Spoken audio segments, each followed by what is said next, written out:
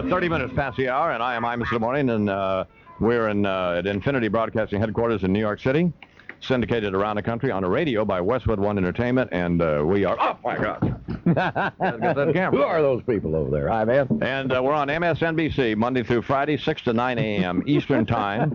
Terry Labonte is the winner of the 1996 NASCAR Winston Cup Series Championship, driving the number 5 Kellogg's Cornflake Chevrolet, owned by the Hendrick Motorsports people, and Mr. Labonte is here now. Good morning. Good morning. How are you doing? I'm fine. How are you? Just fine. It's a pleasure to be here. Who are these people? They've been following me around all week. Have they? Pictures of us, yeah. Are you doing a documentary on Terry?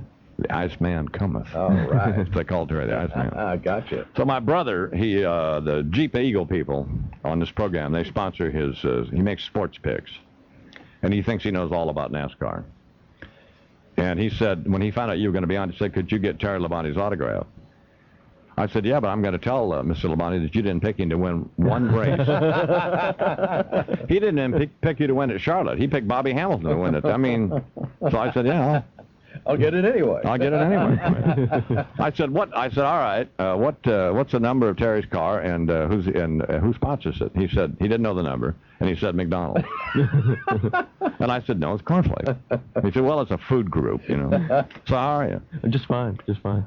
Pretend that I'm an idiot, and in 2 minutes you won't have to pretend. But how do you compare winning the NASCAR Winston Cup Championship? What does that compare to in other sports? It would be like the Super Bowl in football. You know, it's something that you work all year for, and you know, we have 30, 31 races, and you go out there and you accumulate.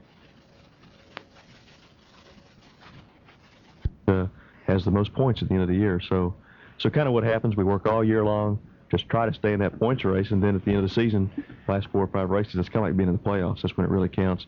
Usually at that time, it's down to 2 or 3, 4 guys. You kind of battle it out with them for the championship. You know, I was reading something about you that I thought was really fascinating, was that, I forget which race it was that you were in, but they had some horrendous engine problems or something. And they managed to get you back out. I think you finished 24th or 25th, and got enough points, and that was the difference. In other words, that was early on in the season. That was the difference in you beating Jeff Gordon for the... You know, you can look back and pick several races throughout the year that were probably really key races for us winning the championship. Sure, that was one of them there. There was a few others. We had a clutch problem at one of them, and we lost a lap at Martinsville. The crew jumped in there, fixed the clutch. We went back out and made up a lap, and came back and finished second in the race. And we could have very easily tore the clutch out of the car and wound up 30th. You know, so there's 4 or 5 races like that we ran during the season that you can really look at now and say, boy, that was the difference for the championship for us. We're talking with Terry Labonte, who won as I just said, won the Winston Cup Series Championship. For the second time, by the way, won it first in, I believe, 1984, was it? That's right, 1984. So that's a long time between wins, isn't it? It sure was. 12 years there. But that's pretty remarkable, isn't it, to come back 12 years later?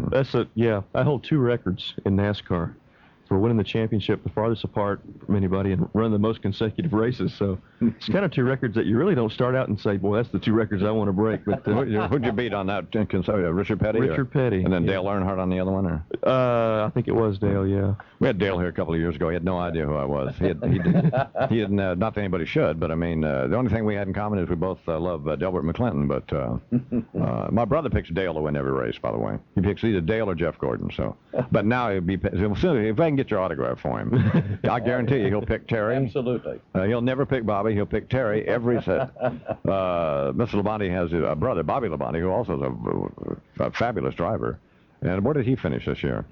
Bobby, I think, wound up 11th in the point standings, but he won the last race of the season. They kind of struggled a little bit and came back towards the end of the year, started running good. And at Atlanta, the last race of the year, he won the race, and I clinched the championship. So it was kind of a pretty exciting day for both of us down there.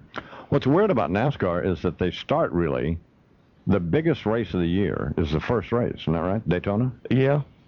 So, and in last year's Daytona, what did you finish? You started 5th and finished... Yeah, we finished like 22nd or 24th. That was one of the ones we had a little problem in. So at that point, I mean, you're thinking about the points thing then, Sure, aren't you? exactly. Yeah, so. You know, we left there and we looked at where we finished, and it's like, oh gosh, you know, we had a car. We led the most laps and wound up with a 22nd or 24th place finish. So we really started off the season, you know, by digging ourselves a hole there. And then we went on the next weekend and finished 30th something, so we even got deeper in the hole. Where was it you first won at Charlotte, was it? No, we won at North Wilkesboro the first race of the year, and then later in the season we won at Charlotte. But when you won at Wilkesboro, then you were, at that point you were number 3, right? I don't remember. I think I looked at the records, and at that point you had, after that race, you had moved up to number 3. We made a pretty steady climb, after the first 2 races. After we got past those, we started coming back pretty strong in the points. Who's more important to the? And that's a weird question because I know it's a real team effort. In fact, I was actually sort of impressed by what a real team effort it is, and how generous you were in your acknowledgement of the participation of the pit crew and all those folks. But I mean, are you as? This is a weird question to ask, but are you as important to this race team as, say, John Elway is to the Broncos? I mean, is it that crucial? Who drives the car? I think it is to a point that you have to have somebody that drives that car that can communicate with that crew and communicate with them as far as what we need to do to that car to make the thing run better, how we can get the car set up better. And it takes, a lot of times you see really good drivers out there with really good crew chiefs and teams, and the thing just doesn't work. It doesn't click. They don't have the chemistry there. So, it takes somebody there that really can fit in there good with the crew, gets along with them good, can communicate well with them.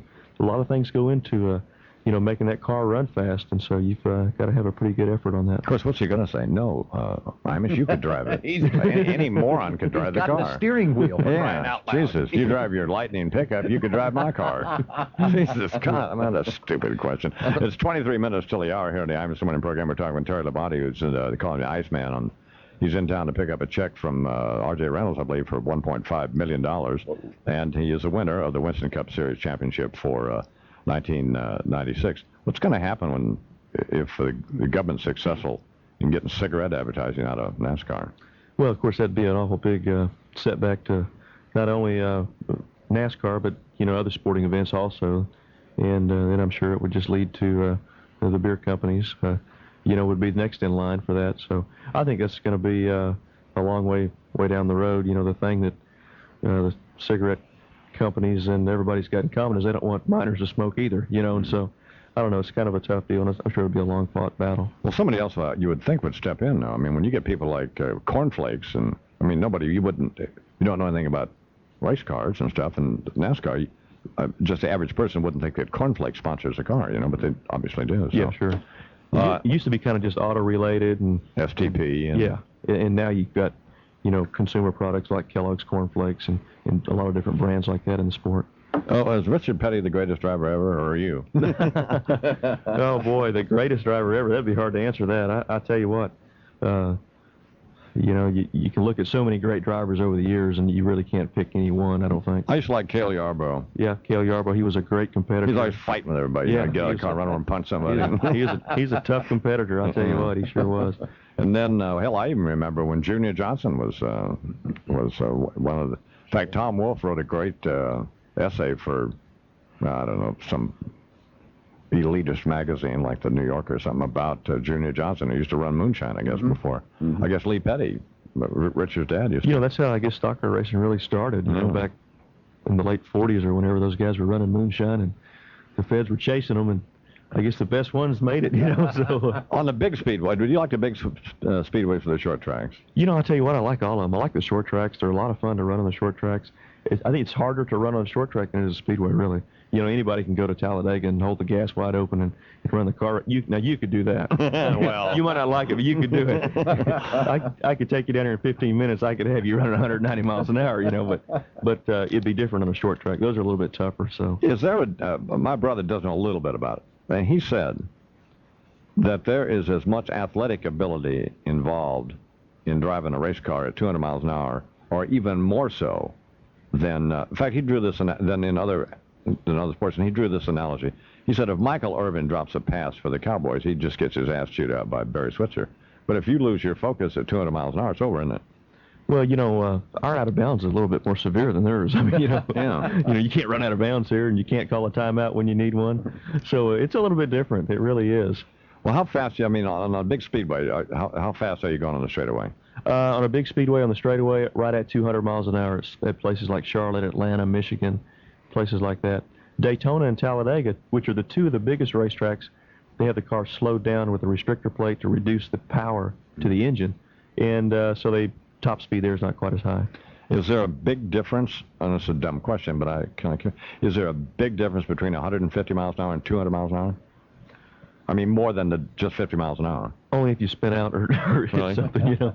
But to tell you the truth, between 160 and 180, 90, I really can't tell much difference. Really? No. What kind of relationship do all the drivers have? Do you get along pretty well? Or?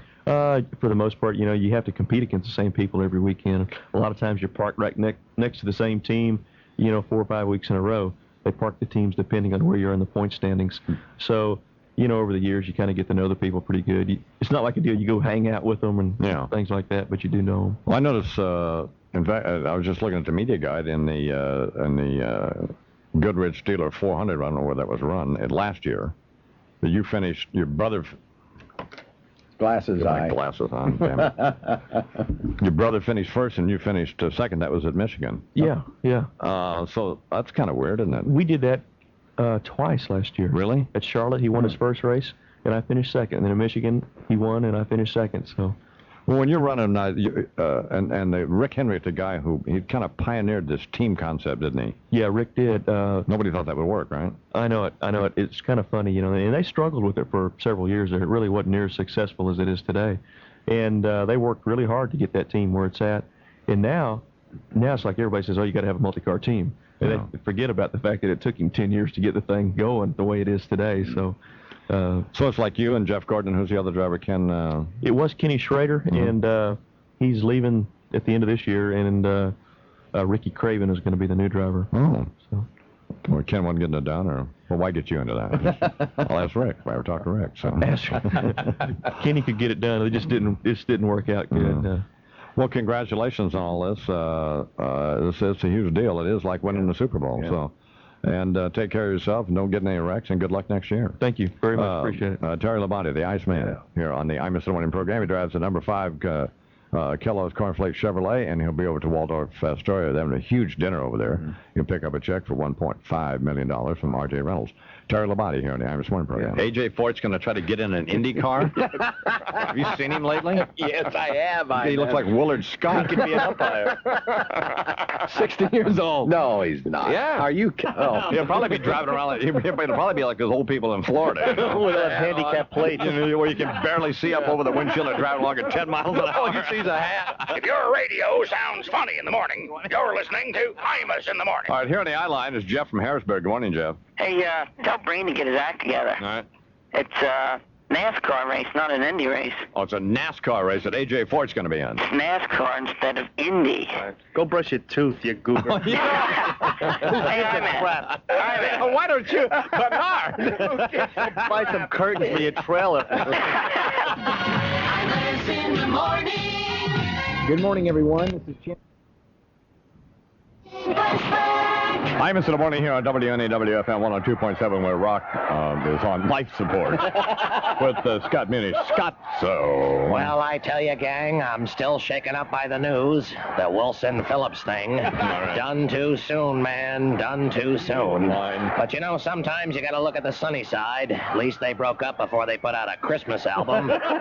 Sure, you know, this time of year is always dicey for those walking the edge between goodwill toward men and goodbye, cruel world. A Wilson Phillips Christmas record could have put the holiday suicide statistics right through the roof. Well, or I guess in this case, off the roof. Although I am a tad disappointed, I won't get a chance to see the fat one in a Santa suit. There are just some people who shouldn't put out Christmas records, you know. I mean, Neil Diamond on HBO.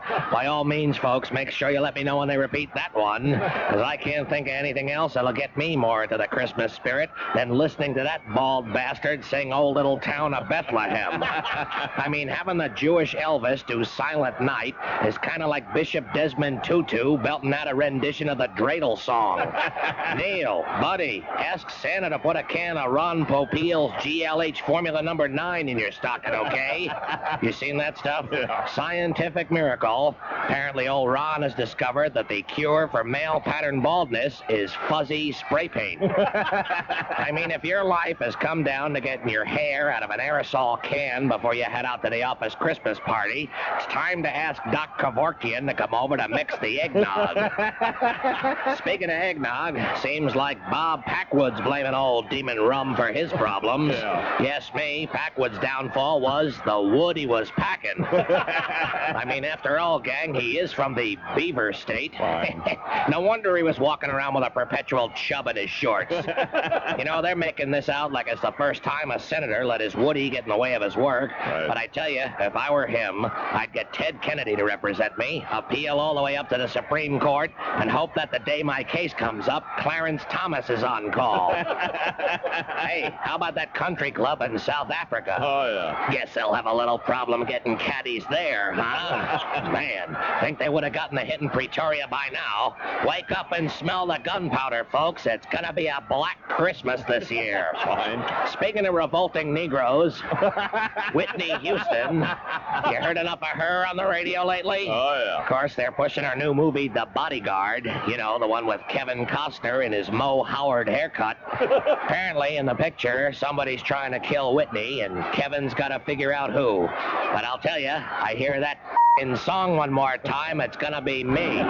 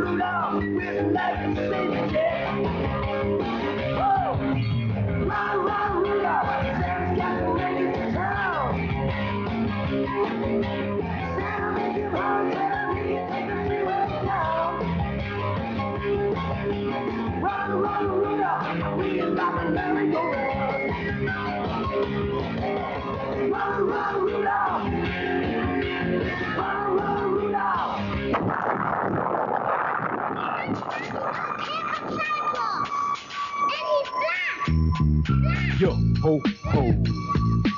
Santa's in town. Yeah, that's right. Get down, get down, pump it up, Santa, pump it up, pump it up. Imus in the morning.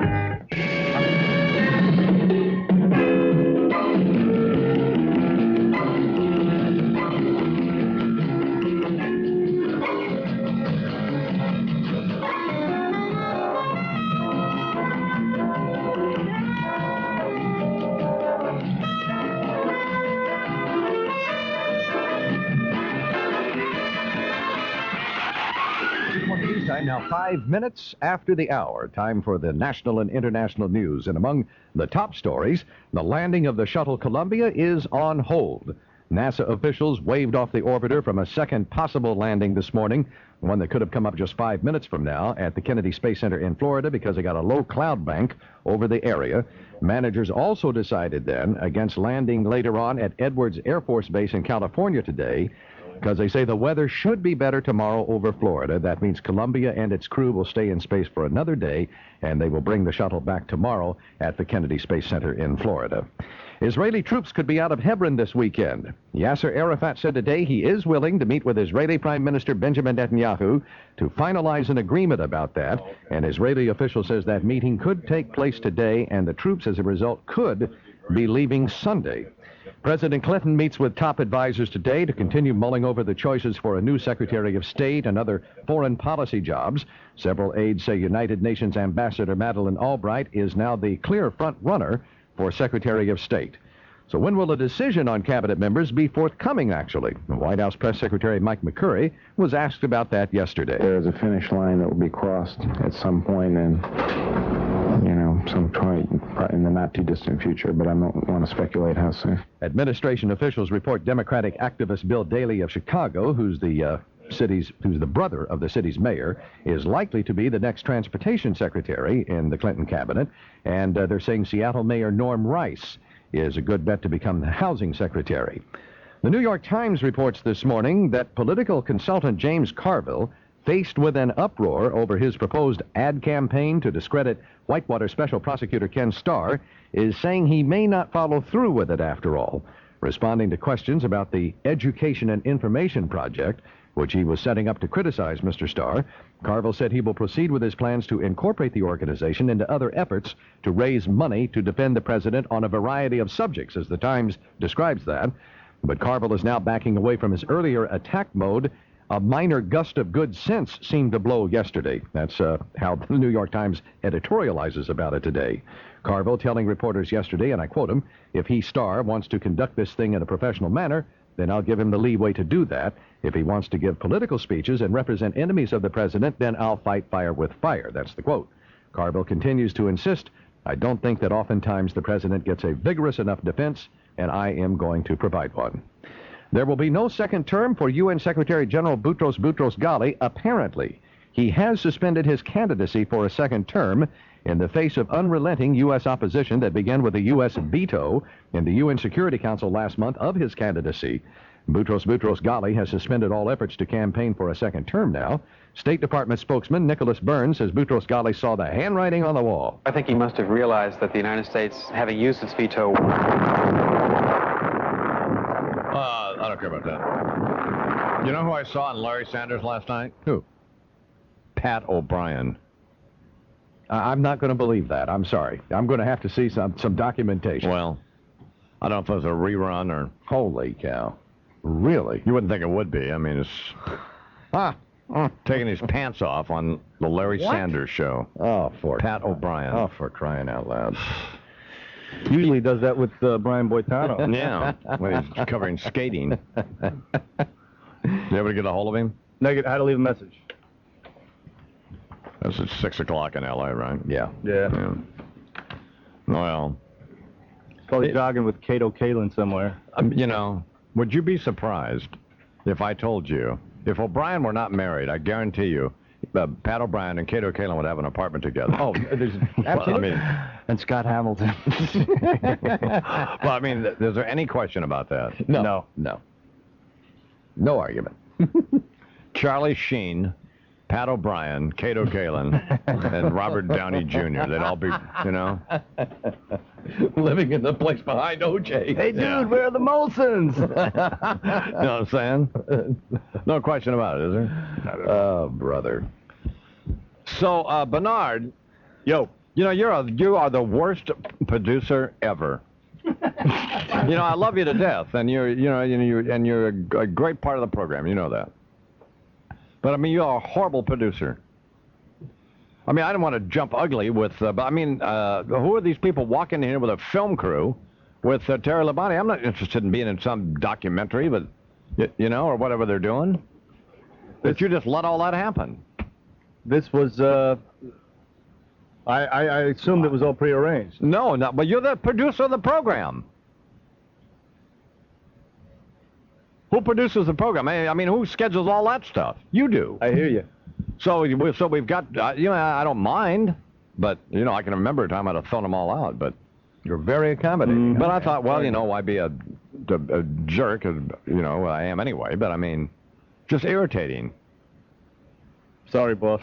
I didn't know anything about that, did you? They're back there taking pictures of all my... I don't taking pictures of my books in my office. Yeah. Sees that film. One of them said, you read all these? I said, well, yes, I have read many of them. You read that Moby Dick? I said, yes, I have read that. I saw the movie. So, you know, they freed him. Robbie Mays is here. Nobody beats a whiz. Man, he's the man, isn't he, Yes, Robbie? yeah. He is the man. He is the guy. Man's man. He's one of the best employees that Nobody Beats a Whiz have. They have hundreds of them, thousands. But he's the man. If you want, he's installed everything that I've got. And they're back there now. Putting in a clapper. I compiled a list of my 100 favorite albums, CDs. Yes. And we're installing them in my Elvis jukebox. Man, I tell you. Yeah. Does it get any better than that? No, it doesn't. Everything from, you know, Hotel California to Ella Fitzgerald. Ink spots. You gonna be ready or what? Rob helped me with it. You know, the only problem is, Rob left off the list. This is unbelievable. Rob left off the list the greatest hits of the Platters. Can you believe that? Man, well, that's outrageous. We should be docked for a I mean, week. that's outrageous. And he put like the third or fourth Elvis Costello album on it instead of the first one. Not happening. Not happening. I'm stunned. So, anyway, so Robbie's back doing that. So there will be tunes galore. Then I left some spaces for, you know, some iFaves. Sure. I mean, on anybody's top 100 list would not be probably Delbert or Kinky. But they're on the iMans. Yeah. Absolutely. Because like one of the Temptations deals 4 albums. One album of them's enough. Mm-hmm. You know. Don't get worn out. It's like it crazy Yeah, here. Right. No Supremes. No baby. You know. No baby love. How's that happen? Well, who knows? I don't know. It's a combination of misogyny and racism. Yes, that's exactly what it is. You know. Yes. And 2 Prince albums. What? All we need is Purple Rain. We don't need 1999. We don't need that. We want Purple Rain. That's the only album we want. Once you've said Purple Rain, you've said it all. That's exactly right. What album is Love You Better, My Man, whatever it is, Can't Love You Like You, whatever the song, that Prince song I love. It's on, it's not on either of those albums. Oh, it's not? No. It's on, well, maybe we have the wrong Prince album on there then. On the In the Mood So that's another problem. there might need 2 Prince albums. What's the name of that song? Could Never Take the Place of Your Man. Yeah, do we have that? We might have that. We do have that. See if we can find it. We do have it. That's a great record. I mean, that's a great record. Purple Rain's a great record, but... Sounds to me like there needs to be a little research done here. My daughter and I, Ashley, when that movie first came out, went to see Purple Rain. When the movie, before the album was even released. And I said to her, you know, honey, your dad's a disc jockey. She said, yes, I'm aware of that. Yeah. I said, Purple Rain's a hit. I'm telling you that now. That's it. Purple Rain, Purple Rain. Hey, baby, sneak this bottle of vodka in there for your daddy, would you? Yeah. Ashley and I went to see Purple Rain. Man. So, my wife, I'll tell you, she's the sweetest person on this earth. You know that? Bud? No, Bud. I love her to death. Okay, I didn't know if I heard a however coming or... Well, we're going to have dinner with Terry and John. They live in a penthouse next door to us. Lovely people. He's a big sports guy, and she's a millionaire or something, whatever. She runs a building that I live in. Oh, I see. All and right. she kicks ass. I'm telling you that now. Does she really? Yeah, there's no problem with that building. Oh, okay. So A little swapitation going on? no, we're going over and have dinner with them next week. But here's the problem: they got to Deirdre before they got to me. So I already know what that means. So now there's not going to be anything good to eat. Into the menu. Deirdre already set the parameters for what she allows me to eat. You know, so there won't be any great pasta with like a big, yummy meat sauce on it, which I would eat. Sure. My wife would eat concrete before she'd eat that. So we'll have Brussels sprouts, and it's 1:15. Got it. Here on the Imus Wine Program.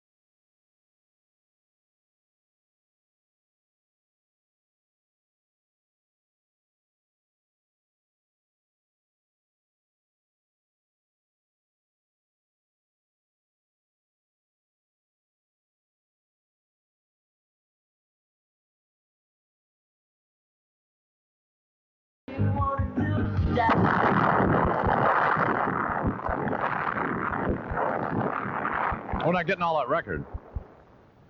No? No, it's like I don't know, it's like a mono card or something. We're not getting all the record. Oh, that's no good. We're missing a whole horn thing there. Could be a different version. Well, it's not a different version. The record sounds like half a record. There are 2 versions, though. There are? Yeah. There's a single version, there's an album version. Which version is that? I don't know. It's old. I don't Well, know. they didn't change the horn licks in it. The horns are coming up. We didn't get to it. No, we did get to the horns. The horns were in, but I mean, not that great horn lick. Either one of the channels is out or something. Isn't that a debate, Lou? Crying out loud. Good point, Bernard. Thank you for pointing that out. Not Crossfire. Yeah, it's not Crossfire. Just get the record fixed. Liar. I'm no liar. Pardon me? I'm no liar. It's 17 after the hour.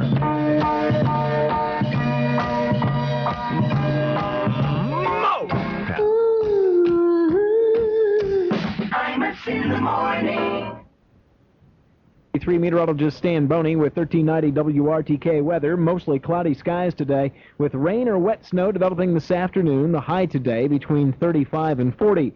The rain will change to snow overnight tonight, 1 to 2 inches possible by morning. The overnight low between 25 and 30. Cloudy skies, rain or wet snow tomorrow. The high temperature close to 40, and then mostly cloudy skies and 40 degrees expected on Saturday. With 1390 WRTK weather, I'm Channel 33 meteorologist Stan Boney. Right now, 32 degrees at 18 past 9 at WRTK. 1390 AM WRTK with Big Board Sports. I'm Channel 33's Bob Hennon. Cavaliers do it again defensively last night and beat Orlando, avenging the loss of the Magic at home last Saturday. All Cleveland, 84-57. The 57 points, the lowest output by any NBA team since the inception of the 24-second shot clock in 1954. Terrell Brandon scored 22. Orlando only 1 field goal in the fourth quarter. Cavs 11-5. They're off until tomorrow night when they take on Detroit. Battle of the West goes to Utah over the Lakers, 107-75. It was New York over Jersey, 109-102. Making 9 straight for Miami over Dallas, 101-79. Detroit, the only team not allowing 100 points in any game this season. Pistons beat the Hawks 100-90. Houston beats Boston with Olajuwon back 94-89. San Antonio 113, Philly 103. Phoenix down Golden State 118-87, and Indiana crushes Vancouver 127-80. Battle 2 of the best in college basketball. Kansas solidifying their number 1 ranking. They come from 12 down at the half and beat Bob Huggins' Cincinnati team 72-65. Villanova gets the win over Providence 75-64. Also in the top 20, Georgetown 58, UMass 53. Texas hammered Florida 82-62. West Virginia, they upset on Syracuse 101-79. Boston College beat Rutgers 73-64. Overtime, Houston 79, Tulsa 72. And Pitt, the mild upset on Connecticut 56-49. Pittsburgh Penguins continue to play better, 3-0-2 in their last 5. 4 unanswered goals to beat Ottawa 4-2. Vancouver skates by Buffalo 7-6. Boston 4, Montreal 3. Philadelphia and the Rangers tie 1-1. Detroit blank Washington 2-0. San Jose 2, Dallas 1. And it was a win for Calgary over Edmonton 2-0. NFL tonight, Philadelphia and Indianapolis, 2 teams trying to make the wild card or win the division. Philadelphia, Washington, Dallas all ties for first in the NFC East. The Colts' best bet, wild card in the AFC. They go out at 8 o'clock tonight at Indy. Eagles a 4.5-point favorite. That's Big Board Sports. I'm Channel 33's Bob Hannon on 1390 AM WRTK. Last call to board for historic Lisbon. Climb aboard your local stage and take a scenic ride to quaint old historic Lisbon and a taste of country restaurant. You'll disembark at the original stage depot in Lisbon, which now houses Taste of Country Restaurant, with casual dining in 4 differently decorated dining rooms of truly American flavor. You can actually feel the history. Taste of Country features traditional dishes such as meatloaf, turkey, and chicken and biscuits, with new entrees every week. Home-baked breads, pies, cookies, and cakes are sure to please. Taste of Country can accommodate your special occasion party in their beautiful upstairs banquet room. Taste of Country is now open on Sunday from 9 a.m. till 7 p.m., so come in for a great meal. And while you're there, you can register to win a free dinner for a family of 4. Taste of Country Restaurant, 7626 Route 45 in Lisbon. For a holiday experience that will both move and fulfill you, visit the National Shrine of Our Lady of Lebanon in North Jackson. Our Lady of Lebanon is a nationally recognized religious site listed in the National Guide to Historic Shrines and located just minutes from Youngstown. Our Lady of Lebanon features both a church and a chapel where you may enjoy quiet meditation in respite from the rush of the holidays. Come and walk the grounds around the shrines for a truly special and moving experience. And see the beautiful lights that will be displayed in honor of the feast day, December December 24th through Epiphany, January 6th. When you visit Our Lady of Lebanon, be sure to browse their unique collection of religious holiday reminders and gifts. You'll also find beautiful decorative angels of all sizes, nativities, and a fine collection of spiritual reading materials for all ages, as well as traditional religious articles pertinent to the faith. They even carry inspirational greeting cards. Visit the National Shrine of Our Lady of Lebanon this holiday with your family, located on North Lipke Road in North Jackson, just minutes from Youngstown. If you ever wished you could make some minor corrections in the looks nature gave you, or turn the clock back a few years, no doubt you've considered cosmetic surgery.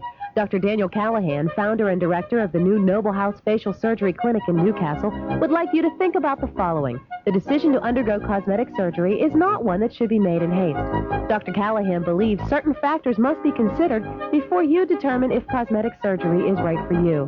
The doctor you choose should be board certified, have extensive experience with cosmetic surgery, and be able to refer you to former patients. Dr. Callahan would like for you to remember, the better informed you are, the better your decisions about cosmetic surgery will be. For more information about cosmetic surgery, contact the Noble House Facial Surgery Clinic in Newcastle at 1-412-656-5053. That number again, 1-412-656-5053. Call today and get the facts about cosmetic surgery. Man. Wasn't you, Chuck? Yep, absolutely. But, you know, what do you feed that cat? You okay, Don? I thought maybe I had a Pat O'Brien moment there. I got emotional over that $1,000. Unless you're having a stroke. What do you feed that cat, I feed my cat science diet cat food. It's all it's ever had in its life. Well, let me tell you, if you go to a grocery store, you'll find, cats like fish, so you'll find tuna-flavored cat food and shrimp-flavored cat food. No, I don't get them any of that. So what you and Fred might want to put out is a line of mouse-flavored cat food. They like that. Yeah. And if that gets going, enjoy, buddy. You might get yourself a little line of cat-flavored dog food. But I wanted to ask you about the cat, Don. I remember when you got it. You got it from an engineer's brother at NBC. Right. It's for the cat breeder. Yeah. It was a Blue Point Himalayan or so, they told you. Actually, they got it some bitch from the SPCA, fluffed it up, and sold it to you for $500. Right. Then it cost you $5,000 to find it. Yes. Didn't it? Yes, it did. Is it a fluffy cat or a non-fluffy cat? It's a fluffy cat. Well, they're great. They're great to wash your car with. Well, yeah, I guess they would be. But when you were talking about Fred and how well he treats all his workers out there in New Mexico, yeah, that's pretty nice of him, isn't it? Well, yeah. Well, the complaint out there is that all the Mexican immigrants are taking all the jobs. Right. Not the ones we want. I don't think picking lettuce and putting tops on Fred's hot sauce is where it's at, is it? No, probably not, Don. I don't know. But I'm going to California later today. Where are you right now, Don? What bar are you calling from? Jesus, Actually, man, at the homestead. I can't tell you how you just... Doesn't you sound out of it, Charles? Man, just a little loose. Really? You sound just a little loose. Hey, man, let me tell you something. The greatest football game I've ever seen in my life. You know what I'm talking about, don't you? What's that, baby? SC Notre Dame. Oh, yeah. I saw Lou last night at a dinner in New Jersey. Yeah. Very nervous. Doesn't get any better than that, does it? I mean, overtime, Fat John comes back. Yeah. Whoops up on Notre Dame. Little Pecker-Neck's last game. That was it. Doesn't get any better than that. Lou's gone, Yeah. And they cost him $8 million. $8.5 million. $8.5. Oh, it doesn't get any better than that. Lou said ever since he got the Notre Dame coaching job, he slept like a baby. He'd wake up every 3 hours crying. Yeah. Now they get to play in the El Paso Bowl for $40 and a TV from Pat Golf Appliance. You know what I'm saying? That's about all that's out there for him now. So I'm going out to do the John Wooden Classic on Saturday, which you'll enjoy at 2 o'clock on Channel 4 in New York Eastern Time on NBC. It's a basketball doubleheader, so you'll be able to enjoy that. Mm-hmm. Will it be on all over the country? Oh, yeah. Oh, okay. That'll be great. And, of course, the big talk out there is what O.J., the crazy things he's saying. One of the things he said, and this is the truth, he said that, people were criticizing him. He said if more families were like his family, America would be a better place. And we know there'd be a lot fewer people if they were like this. But my man. Well, I guess. Well, Don, you may want to Try to get one of those reclining seats on a plane, get some rest. I'm telling you. Light beer. He's the greatest, isn't he, Chuck? Maybe There's none like him, the Iron Man. Then Bernie said, switch to that light beer, Oh, listen to you guys. It's 27 You guys are a bunch of characters. And now, Imus in the Morning, 2020 Sports with Mark Breen. Go, baby. Right corner, Mills, 3 in the air, right there. Chris Mills has 15 points in the ball game and at a monster 3. A lesson in futility for the Magic. Good morning. Are we sure that was Cricky? I don't know, man. It could have been an imposter. I mean, it was Larry Kinney or could have been Rob? We don't know. We'll do some investigating. Didn't sound like Cricky, did it? Do some investigating. Getting into your Pierre Salinger area, I think. No, that was him. Enjoy, buddy. That you? That's pretty good. Good morning, Mike Breen with Sports Show. Take the call. No, that was Rich Little. Mike. That's good, Mike. Cavs had a victory over the Magic. Cleveland scores. Why don't you move your nose and I'll kiss your... Cleveland. You have to remove your nose to climb my ass. I don't think it's my nose, but I won't go there. There's a couple of beaks I'd have to move to get to your hairy butt. Oh, well, this has degenerated into just a disgrace. Yeah, very ugly. It's an ugly show this morning. That's what it is. Nothing wrong with my face. Well, I'll tell you what I said to Walter Cronkite. Well, because his dad was his whole family, his whole bunch of dentists, So I say, how are your teeth? And he says, my feet. My feet are fine. My feet are fine. Oh, God, I just knew it was over. Yeah. He's a lovely guy, isn't he? Yes, he is. Yeah. He's all right. I said he's a lovely guy. Fly. I love to fly. Well, neither Charles nor I can hear either. That's the thing, I mean, you can't hear at all. But so he had these headphones on. I probably should have suggested to him that because if he'd have worn headphones, he'd have been fine. I think so, yeah. Glass of wine? But I don't know. Jesus, God almighty. It just makes you want to kill yourself. Absolutely. Well, We can hope. Okay. don't hold back. The thing is, here's another thing. Here's another thing.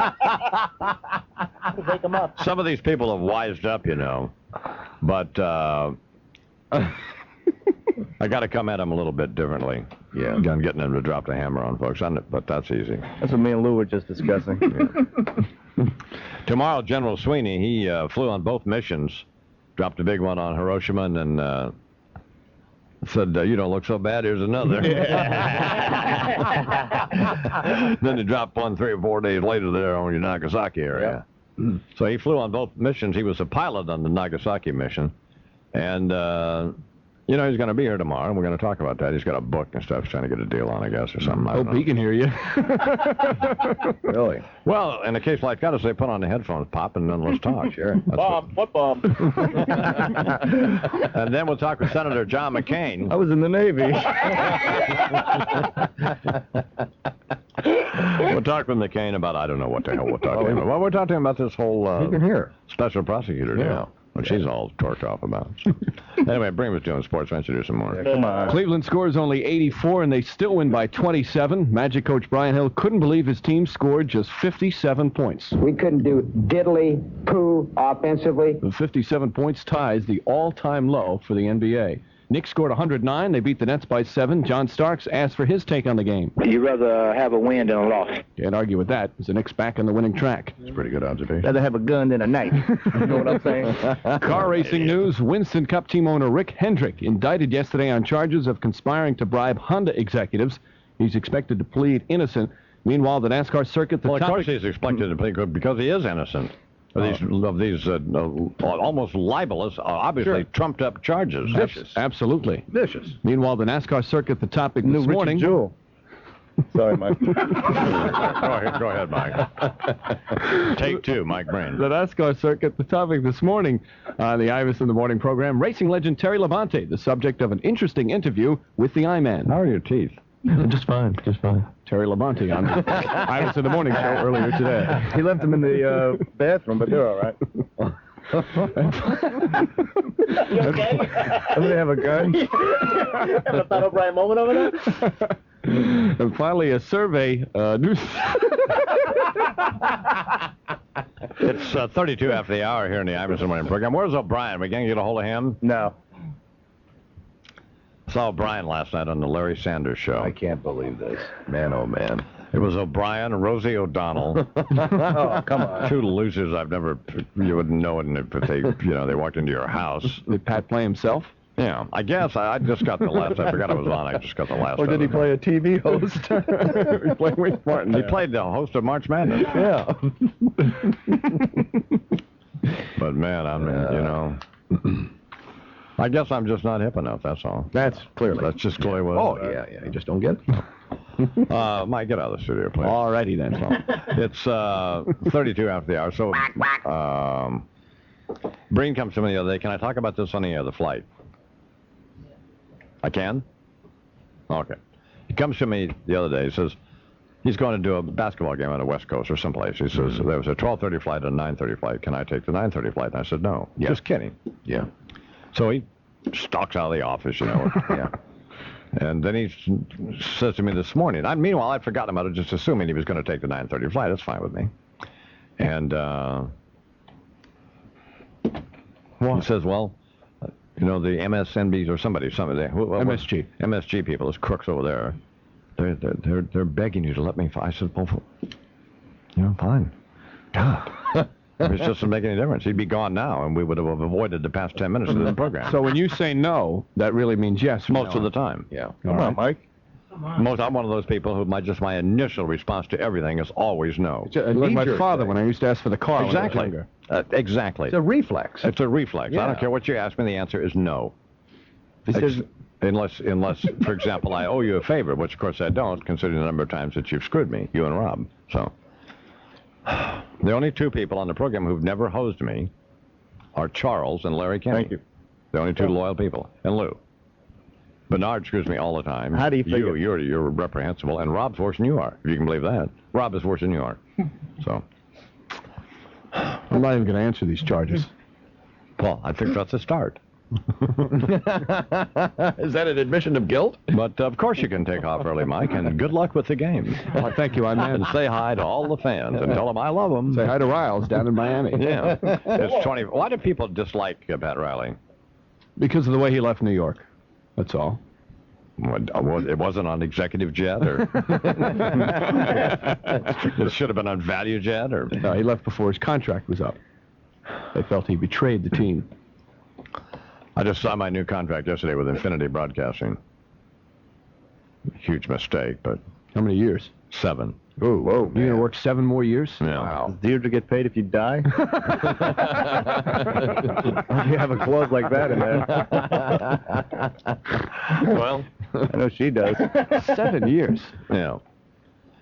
Wow, that's a whole. What are you going to be like 5 years from now? I'll be fine. I'll be like I am now. So cranky every morning? I'm not cranky at all. Get out. It's 25 till the hour. Boom, boom, boom, boom. Gonna shoot you right down, right off of your feet. Take you home with me. Put you in my house. Boom, boom, boom, boom. Imus in the morning. Huh? Dear Santa, I'm not sure if you remember me. I mean, it has been 20 years or so since the last time I wrote. Anyway, this Christmas, I'm hoping you might be able to do me a favor. You see, Santa, I've met a wonderful man. His name is Michael, and I really love him, and he loves me, too. So what I really want this year is an engagement ring from King's Jewelry. I've been stopping by King's and looking at their engagement rings. Michael won't have any problem picking out the right one. I've been dropping hints all over the place. When he asked me what I want for Christmas, I just smile.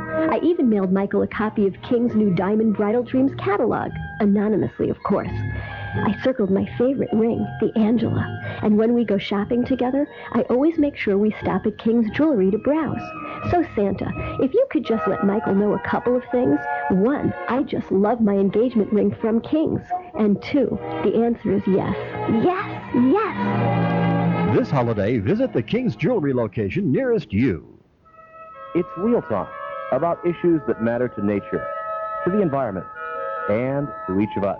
It's Animal Tracks with Gene and Bill.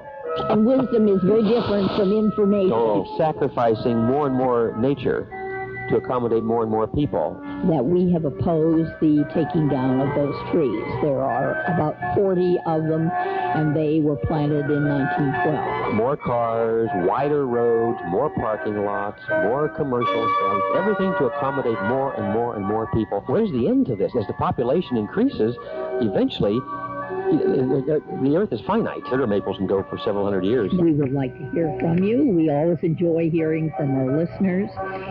We'd like to know what you would like us to talk about, and we'd like you to share ideas with us. Animal Tracks, the voice of animal charity. Saturdays at 9 a.m. on Real Talk, 1390 a.m. WRTK. It's Real Talk, about issues that matter to nature, to the environment, and to each of us. It's Animal Tracks with Gene and Bill. And wisdom is very different from information. Sacrificing more and more nature to accommodate more and more people. That we have opposed the taking down of those trees. There are about 40 of them, and they were planted in 1912. More cars, wider roads, more parking lots, more commercial establishments, everything to accommodate more and more and more people. Where's the end to this? As the population increases, eventually, the earth is finite. Sugar maples can go for several hundred years. We would like to hear from you. We always enjoy hearing from our listeners. We'd like to know what you would like us to talk about, and we'd like you to share ideas with us. Animal Tracks, the voice of animal charity. Saturdays at 9 a.m. on Real Talk, 1390 a.m. WRTK. Somebody come over to the house or whatever. Next time you need a car for the weekend, how about calling Enterprise Rent-A-Car? Now, why should you call them? Because, one, their number's easy to remember, 1-800-RENT-A-CAR. Two, they have 150 locations in the tri-state area alone. Three, they have more cars than anybody else. Four, they're cheaper than everybody else. And five, and probably most important, they'll come pick you up. So that's 5 reasons. Then all of them are great reasons to call 1-800-RENT-A-CAR, Enterprise Rent-A-Car. Rent everything from a pickup to some kind of snazzy convertible. Yeah.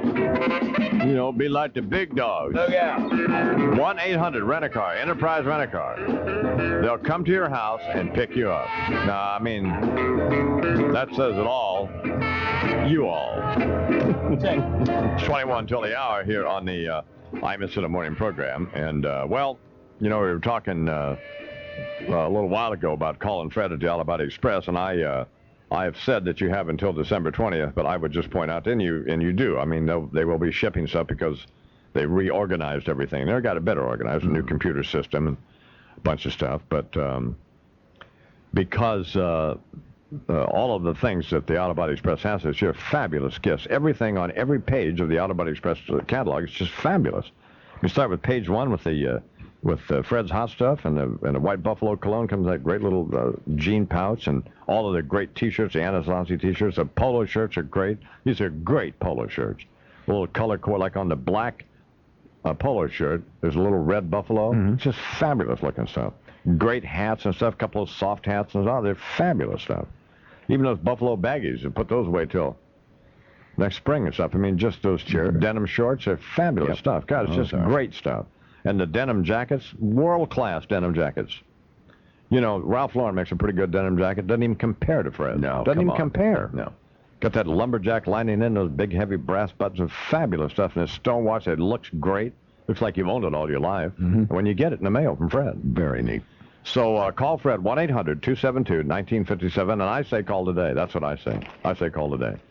And go to Stop and Shop and pick up a bag of turquoise buffalo tortilla chips. I mean, they're fabulous. Whatever. And you'll spot the bag in the store immediately. Got the big turquoise buffalo on it.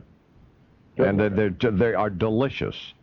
So go to Stop and Shop, pick up a bag of those. They're from Cape Cod potato chips. They're the folks that manufacture them and distribute them for us.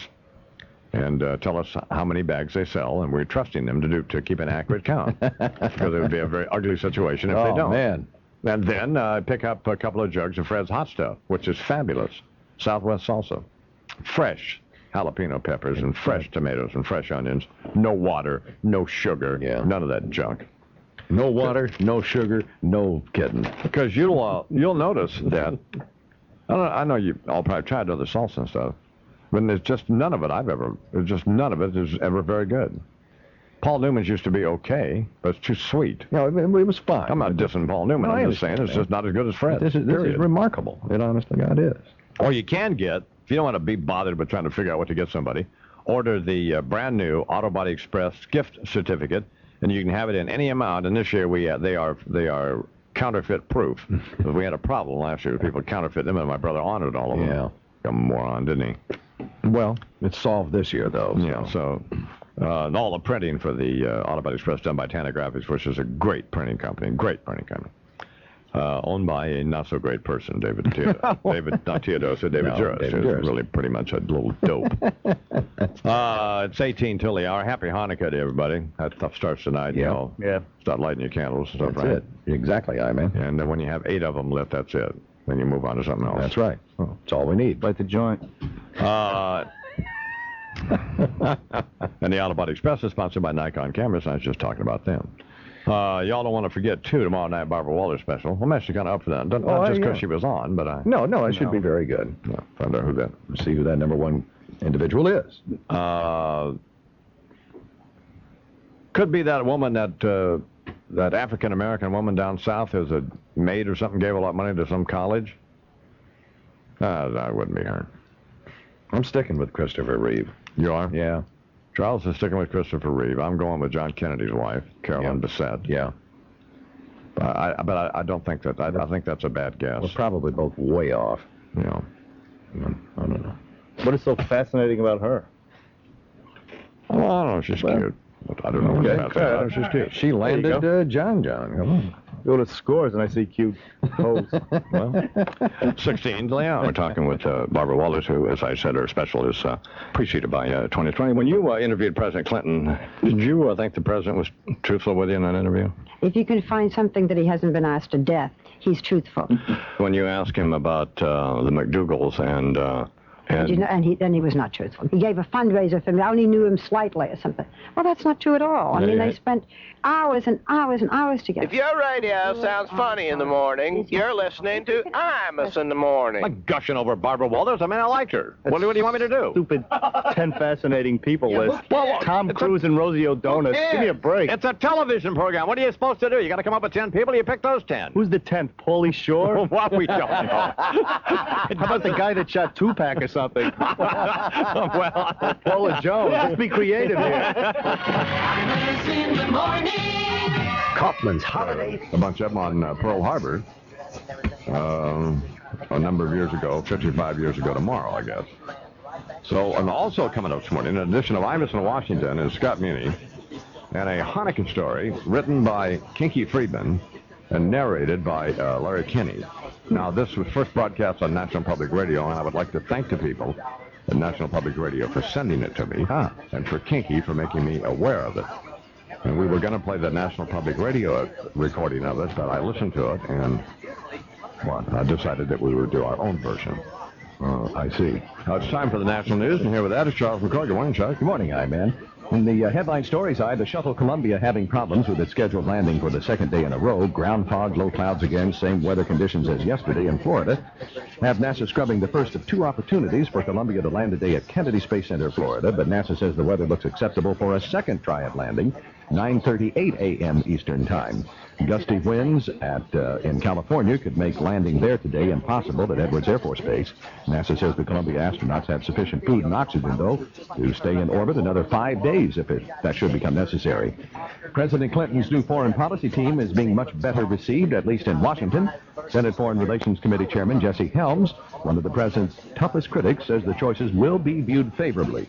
The Republican conservative also called Secretary of State nominee Madeleine Albright a tough and courageous lady. Virginia Republican Senator John Warner also praising Ms. Albright and said she will indeed be confirmed. Madeleine Albright is eminently qualified for this post. I predict that she will be confirmed, but it'll be after a very long and careful hearing. Senate Majority Leader Trent Lott says the president should be commended for choosing outgoing Maine Republican Senator William Cohen as Defense Secretary, adding Cohen understands defense and security as well as anyone.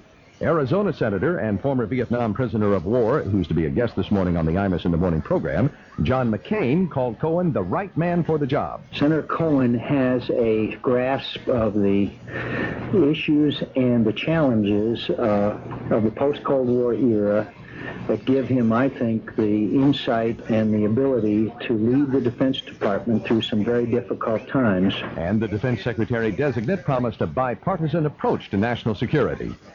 I must say that my entire congressional career has been devoted to pursuing a national security policy that is without partisanship. And so the scenario that the President had presented to me was one that I could look forward with great enthusiasm to supporting. And the nominee for Secretary of State, former Georgetown professor Albright, said it's a whole new era in the field of foreign policy. We live in an era without power blocks, in which old assumptions must be re-examined, institutions modernized, and relationships transformed. If we are to master events rather than be mastered by them, we must be forward-looking in our thinking and flexible in our tactics. Madeleine Albright, most recently ambassador to the UN. Imus in